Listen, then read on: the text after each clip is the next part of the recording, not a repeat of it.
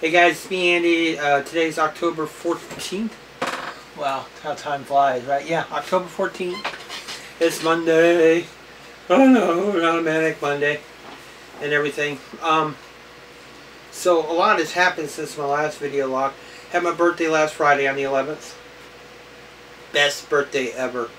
Thank you so much to my wife, Tracy, who married me officially that day. I mean, as far as me and her are concerned, we've always been married. But we actually made it all paperwork legal. And so she's now officially no longer, well, she went from Tracy Birds when she got divorced back to her maiden name to Tracy Overstreet. And now 16 years later, she is now officially Tracy Suzanne Leggett. May God have mercy on her soul. So we have someone else has now officially joined the Leggett clan. Oh man. But best birthday ever. Thank you so much to my sister Lisa. And to Amber and everybody that helped them provide the food and everything. You guys gave me the best damn birthday I have had in my entire life. Better than the Snoopy birthday my mom gave me when I was 6. I just, damn. It was the best birthday. Thank you so much. For those of you that couldn't be there for one reason or other, I know we had it early on a weekday. It never really dawned on me what we were doing. I would have made it more like noon and maybe on a Saturday or Sunday, but you know, we were going with what Tracy, the day she had off, and when she originally thought about this, they started planning it, it was still hot. So, I mean, that morning I actually had to wear a coat and it was kind of chilly. But anyway, for those of you that couldn't be there, please don't apologize your wishes. That was fine, and it's great, and I appreciate it. And you were there in our thoughts anyway. So, and this goes to all of my children who couldn't be there. It's okay. I do plan on seeing you guys again, hopefully at some point here and there. So anyway, enough about that. It was really, really, really cool. I got a wonderful wedding ring, but it's one size too small. They sized me at a 10, but I think I'd lost some weight that day, because now, it's a bit too tight. I need a size 11, so for it to fit. So we're going to exchange it. Let's see what's going on with me health-wise. I got to go back for my bag of medicine, not the chemo. Remember, I'm done with chemo. This is immunotherapy. It's the medicine that teaches my body how to keep fighting the cancer, which apparently my body is taken to it like a fish in water. The doctor did not say remission. I don't think Dr. Danger, my cancer doctor, will say that very easily, especially with this kind of cancer. I think he needs a lot of proof for it to say remission. But what he did say, the last time I did talk to him several weeks ago, was, he's used to people with my kind of cancer, small cell lung cancer, basically telling them, well, you got 8 weeks. And, you're lucky if you got 3 months. It's like you're only in the last couple of weeks. He's used to doing that. For me, he looked at me and he says, I don't know how much time you got left. And he didn't mean that in a pessimistic way. He meant that in a good way. So, and I know, it's like, well, you're coughing and sounding congested. One, if I'm trying to get a cold because of the change in weather. My nose is running. 2, hey, you tried doing everything that I do on one lung. Well, okay, I don't know if how accurate this is, because this is something they told me back when I was first diagnosed, and I was kind of out of it. But the tumor's in my left lung, okay? And basically the way they described it, it was big enough to where it rendered this lung useless. This lung doesn't work anymore. So basically I'm running around, I'm operating at half capacity. I'm operating on one lung. Also my it somehow affected my diaphragm.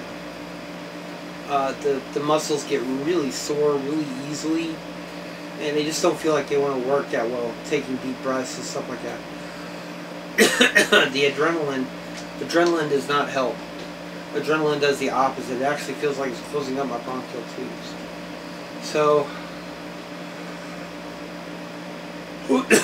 anyway,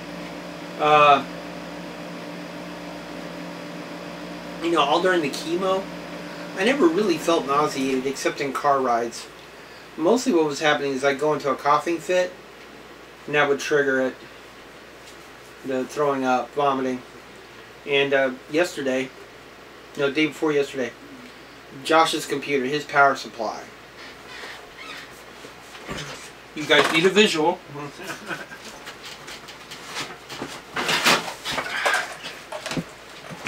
His power supply. It still got all that dust on it. This fan here was like barely working.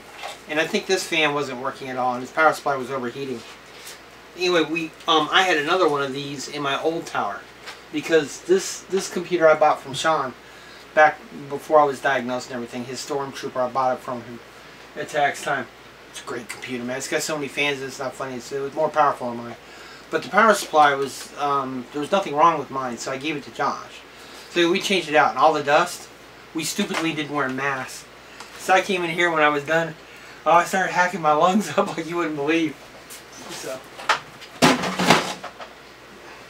But anyway, he hasn't had any problems since then. Before what was happening, his computer was locking up because it was overheating, wrong voltages and stuff like that. So, anyway, yeah. Things are going really good. I hear Josh hollering. Oh, he's hollering at Tracy. I think she's fixed to come in here. So, he's got scouts tonight. He got his Eagle project approved. He's building some winter shelters for outside cats. They're insulated shelters. They're pretty cool. When we were thinking of building trees, cat trees, for the cats they have, but the manager of the Albright Center, the SPCA, she said she didn't need that, but what she did need was some shelters. And so Josh, he got it approved last week, and now we're doing the paperwork and stuff like that. So anyway, he's closing in on his Eagle project. He's got his merit badges all done. So now we just got to do the service project and finish all the paperwork. And Josh will actually finally be an Eagle. We're so super proud of him and all the boys. All the boys out there. All his friends. Our scout family. Because they are. They're like family. I've always felt like they were family. I mean, all the boys that I taught, I felt like they were my boy. Not just my boys, scout boys. They were part of my family. Always. And not just the ones I taught either, but the ones I was with. That's like Ralph's son, Caleb. You know, there were times I was like, ugh. That's Caleb. It's just, he was just a handful, that's all. There were lots of boys that were like that.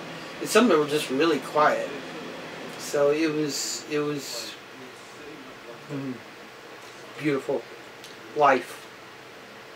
So anyway, I'm doing fine. I'm going to make this short. I just wanted to put something out there because I hadn't done it in such a long time and everything. And kind of hoping Tracy would walk in here. Maybe I can wait for her and I can edit the video, huh? There you go. She's opening up the door now. Hey guys! This is Tracy. She just got up. Let her sleep on her day off, man. So, good morning, sweetheart. Hey, beloved. Good morning, Mrs. Leggett. How are you? I am perfectly fine, Mr. Leggett. Alright, guys. I'm going to end this now, so it's not too long to upload later on. Love y'all. Y'all take care of yourself. And I think of everybody out there. My kids, my family, and all my friends. You guys always cross my thoughts every day. So, take care. Love y'all. Bye-bye.